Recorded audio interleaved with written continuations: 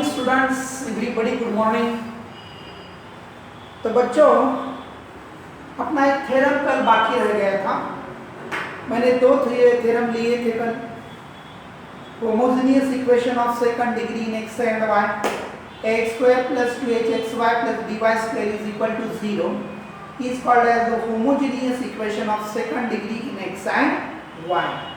तो बच्चों यहाँ पे हम देखेंगे बच्चों अब next theorem number 3, homogeneous equation of second degree 2 in x and y। Homogeneous equation of degree 2 in x and y, ax square plus 2hxy plus dy square is equal to 0 represent the pair of lines passing through the origin if h square minus ab is greater than or equal to 0। तो बच्चों पहली तो बात हमको क्या बताना है कि भाई homogeneous equation in second degree in x and y represent a pair of lines passing through the origin। मतलब हमको तो पहले होमोजेनियस इक्वेशन सेकंड डिग्री लेना पड़ेगा बच्चों। तो which is the homogeneous equation of second degree in x and y, ax square plus 2hxy plus by square is equal to 0 is the homogeneous equation second degree in x and y। ये homogeneous equation है बच्चों, क्योंकि इसकी degree हर एक जगह पे 2 है। मैंने कल बताया हर एक टर्म में 2 डिग्री है, तो that is called as the homogeneous equation in second degree. अब बच्चों यहाँ पे दो केस कंसीडर करने पड़ेंगे and we have to show that this equation ax square plus 2hxy plus by square, this equation represent the pair of lines which are passing through the origin। ये equation क्या represent करता है बच्चों? Pair of lines represent करता है कि जो lines कहाँ से पास हो रही है, ओरिजिन में से पास हो रही है। तो यहाँ पे दो केस हमको लेना पड़ेंगे बच्चों। एक तो पहली case b is equal to 0 और b is not equal to 0। These are the two cases। तो फर्स्ट केस में अगर पहले b is equal to 0 ये इक्वेशन में लिया, then equation first becomes, we put b is equal to 0, तो ये पूरी टर्म 0 हो जाएगी। तो कौन सा इक्वेशन मिलेगा? ax square plus 2hxy is equal to 0। तो यहाँ से x कॉमन निकालता हूँ मैं और ये ब्रैकेट में बचेगा बच्चों ax plus 2hy, x common लिया is equal to 0। अगर ये दोनों का मल्टीप्लिकेशन 0 है, which is the combined equation of the lines, x is equal to 0 and ax plus 2hy is equal to 0। अगर ये दो इक्वेशन अगर हम लोगों ने देखे बच्चों, तो यहाँ पे x is equal to 0 is the equation of y axis और ये इक्वेशन में क्या कांस्टेंट टर्म नहीं है बच्चों, यहाँ पे x की टर्म है और यहाँ पे y की टर्म है। मतलब this line is also passing through the origin. मैंने कल ही बताया आपको, अगर कोई भी लाइन अगर ओरिजिन में से पास हो रही है बच्चों, this is the equation of y axis and we know that the equation of y axis is passing through the origin. मतलब ये दो लाइन का कंबाइंड इक्वेशन है और उसका सेपरेट इक्वेशन आ गया बच्चों, x is equal to 0।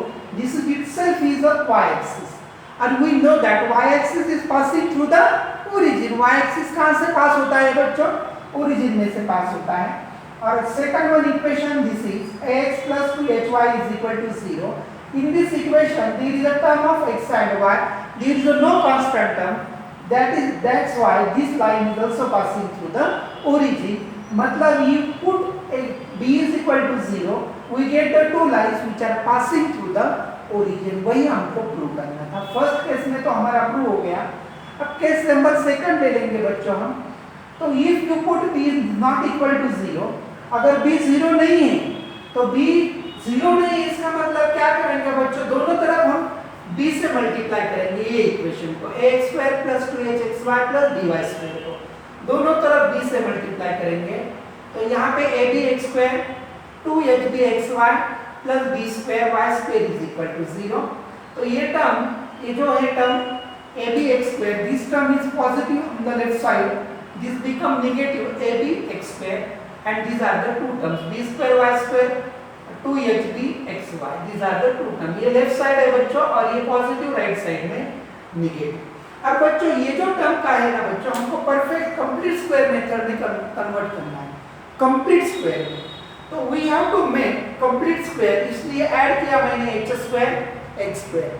Completing square method से आपको पता है बच्चों 1/2 into coefficient of x coefficient of x बोले तो यहाँ पे कोएफिशिएंट ऑफ क्या बताएं 1/2 इंटू कोएफिशिएंट ऑफ y के फॉर्म में है तो कोएफिशिएंट ऑफ x लेना पड़ेगा। ओके, तो ये ऐसा आता है बच्चों x² मतलब ये जो टर्म है ना बच्चों, ये अगर मैंने दोनों तरफ लेफ्ट साइड में और राइट साइड में अगर ऐड कर दिए, ये फॉर्मूले से तुम कर सकते हैं बच्चों। Coefficient of x completing square method का है बच्चों, ब्रैकेट स्क्वायर, तो यहाँ पे कोएफिशिएंट ऑफ y लेना पड़ेगा। तो 1/2 इंटू कोएफिशिएंट ऑफ y लेने के बाद h² आएगा। तो ये जो टर्म है बच्चों h² add on left side as well as right side, तो लेफ्ट साइड में ऐड करेंगे बच्चों हम लोग इसको b² y² plus 2hbxy plus h² left side में ऐड किया और राइट साइड में भी ऐड किया h² माइनस abx²। तो क्या आ जाएगा बच्चों, this is the perfect square. तो परफेक्ट स्क्वायर क्या लेना पड़ेगा, फर्स्ट टर्म और लास्ट टर्म दोनों का स्क्वायर रूट ले लेता हूं मैं, by b² y² का square root by, middle term का साइन दे देंगे हम लोग, h² का square root hx bracket square. If you expand this bracket again we get this, और ये दोनों में से मैं h² कॉमन निकाल लेता हूं, तो ब्रैकेट में रहेगा बच्चों h² माइनस ab। तो बच्चों ये किसका स्क्वायर है, ये अंडर रूट में जाएगा, under root h² minus ab, और x² किसका स्क्वायर है, x का ब्रैकेट स्क्वायर। ये पूरी टर्म राइट साइड पे पॉजिटिव है, लेफ्ट साइड में नेगेटिव हो जाएगी। तो by plus hx bracket square minus negative h² minus ab into x bracket square is equal to 0। तो यहाँ पे फॉर्मूला यूज कर देता हूँ बच्चों a² माइनस b²। तो h² माइनस b² का फॉर्मूला आ जाएगा बच्चों first term plus second term and first term minus second term, first term plus second term and first term minus second term. तो यहाँ पे क्या बचेगा बच्चों, ये दोनों में से ये first term by plus hx plus second term बोले तो under root h² minus ab into x, और सेकंड टर्म में first term minus second term ये under root h² minus ab into x। तो इसमें से मैं x कॉमन निकाल लेता हूँ, x common h plus under root h² minus ab plus by, यहाँ से x अगेन कॉमन ये दोनों टर्म में से h minus under root h² minus ab into x plus by is equal to 0, which is the combined equation, मतलब दो equation का multiplication है बच्चों, and these are the separate equation, this is the first and this is the second equation, separate equation. In these two equation there is only term x and y, this is the coefficient students, h plus under root h² minus ab is the coefficient of x and here coefficient of y is b, and there is no constant term, मतलब this line is passing through the origin and similarly also this line is also passing through the origin. As b is not equal to 0, we can write in the form of y is equal to m1x and y is equal to m2x, ये form में भी हम लिख सकते हैं। Then what is the formula, m1 minus a upon b, तो minus a upon b करने के बाद ये दोनों निगेटिव हो जाएंगे, a plus minus minus plus minus और डिवाइडेड बाय b, मतलब कोई भी लाइन है x plus by is equal to 0, we have to find out the slope of that line is equal to minus a upon b, मतलब coefficient of x divided by coefficient of y। तो बच्चों यहाँ पे coefficient x का क्या है, ये है, उसके नेगेटिव साइन पॉजिटिव नेगेटिव हो जाएंगे, और coefficient of y is b। Similarly m2 is equal to coefficient of x negative positive का नेगेटिव, नेगेटिव का positive divided by b। These are nothing but the slope of the two lines m1 and m2, बराबर है। If b is not equal to 0, condition ध्यान में रखो हाँ बच्चों, नहीं तो इतना लर्न करेंगे तुम और कंडीशन भूल जाएंगे। ये स्लोप कब निकलते हैं, if coefficient of y² is not equal to 0 चाहिए। तो बच्चों यहाँ पे ये अंडर रूट के अंदर है, तो तुमको पता है बच्चों अंडर रूट के अंदर है तो उसमें कुछ कंडीशन तो रहेगी बच्चों। अगर h² minus ab is greater than और इक्वल टू 0, मतलब थ्री कंडीशंस आ गई है। If h² minus ab is greater than 0, then line represents equation 1, ये जो लाइन है इक्वेशन 1 रिप्रेजेंट कर रहा है, दैट लाइंस आर डिस्टिंक्ट, अलग अलग लाइन होंगे बच्चों। मतलब if h square minus ab is less than 0 then equation first one does not represent the pair of lines. अगर ये less than 0 आता है तो जो भी इक्वेशन आपको दिया है ये पेयर ऑफ लाइंस रिप्रेजेंट नहीं करता है क्योंकि ये h square minus a b under root के अंदर है ना बच्चों। तो लेस देन 0 मतलब नेगेटिव आएगा, नेगेटिव आएगा मतलब ये नेगेटिव का स्क्वायर रूट तो कॉम्प्लेक्स नंबर आएगा, मतलब वो पेयर ऑफ लाइंस रिप्रेजेंट नहीं करते हैं। If b is equal to 0 then one of the lines is the y axis, b is equal to 0, b अगर 0 है, if one of the lines is the y axis which is whose slope is not defined and slope of the other line is minus a by 2h।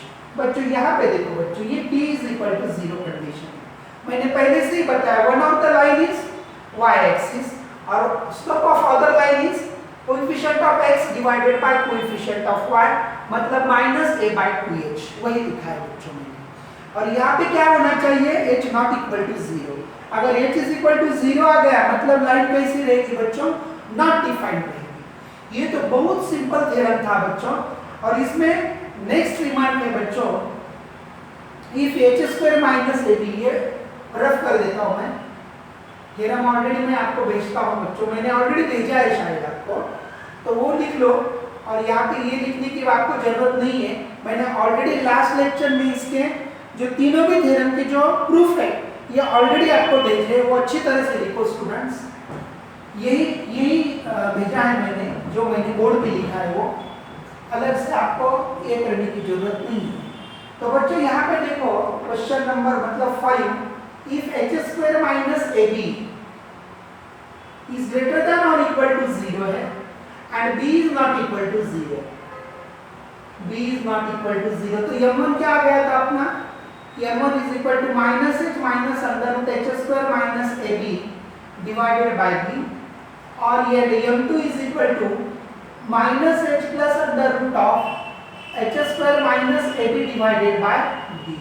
मतलब यहाँ पे सम of the slope लेंगे बच्चों, m1 plus m2 is equal to, बोलो बच्चों, minus h minus under root of h square minus ab divided by b plus, बोलो, minus h plus under root of h square minus ab divided by b। Denominator same है students, तो numerator की मैं addition कर देता हूं। तो numerator की एडिशन होने के बाद क्या आएगा बच्चों, देखो, if you add the numerators, numerator add करने के बाद क्या आ जाएगा, डिनोमिनेटर से मैं एक बार लिख दो, minus h minus under root of h square minus ab plus into bracket minus h plus under root of h square minus ab, ये प्लस माइनस गेट कैंसिल, मतलब यहाँ पे बचेगा minus 2h by b and product of the slope minus 2h by b, product of the slope m1 into m2 is equal to बच्चों minus h plus under root h square, मतलब m2 की value पहले लिख देता हूँ और बाद में m1 की value minus h plus minus under root of h square minus ab divided by b। अब यहाँ पे न्यूमरेटर में a plus b a minus b, क्या फॉर्मूला आएगा बच्चों, फर्स्ट टर्म स्क्वायर मतलब minus h square minus under root of h square minus ab bracket square divided by b into b, बोले तो b स्क्वायर। अब बच्चों यहाँ पे नेगेटिव का स्क्वायर आ जाएगा, देखो students, m1 into m2 is equal to m1 plus m2 क्या आ गया बच्चों,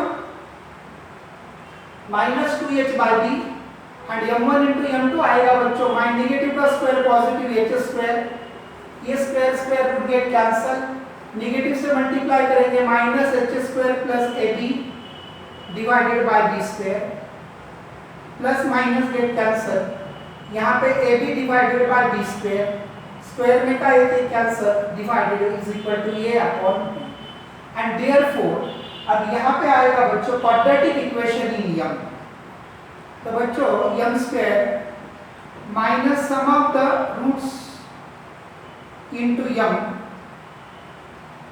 plus m product of the roots, पता है ना क्वाड्रेटिक इक्वेशन कैसा फॉर्म करते हैं, m square मतलब these are the slopes of the two lines and we have to prepare the quadratic equation in m. So m square minus sum of the roots into m plus product of the roots. Put all these values in this equation. Then what you get? देखो बच्चों सब value यहाँ पे रख दो तो क्या आ जाएगा अपना m square minus into bracket minus 2h upon b into m plus product of the roots a by b is equal to 0 तो m square plus 2hm upon b plus a upon b is equal to 0 denominator में कुछ भी नहीं तो 1 है b आ जाएगा तो bm square plus 2hm plus a ये b इधर डिवाइड राइट साइड में मल्टीप्लाई मतलब 0 this is called as the auxiliary equation in m इसे क्या बोलते हैं बच्चों auxiliary equation in m if you solve this equation quadratic equation in m if you solve this equation we get the two values of m bm square plus 2hm plus a and these two values of m are nothing but the roots of the two equations मतलब auxiliary equation से हम क्या कर सकते हैं बच्चों दो equation के रूट निकाल सकते हैं और ये बहुत ही सिंपल और इम्पोर्टेंट थ्योरम था बहुत बड़ा थ्योरम था इसलिए कल के लेक्चर में मैंने उसको नहीं लिया तो आज अच्छी तरह से समझ में आया होगा बच्चों आपको ओके देखो अच्छी तरह से आप लोग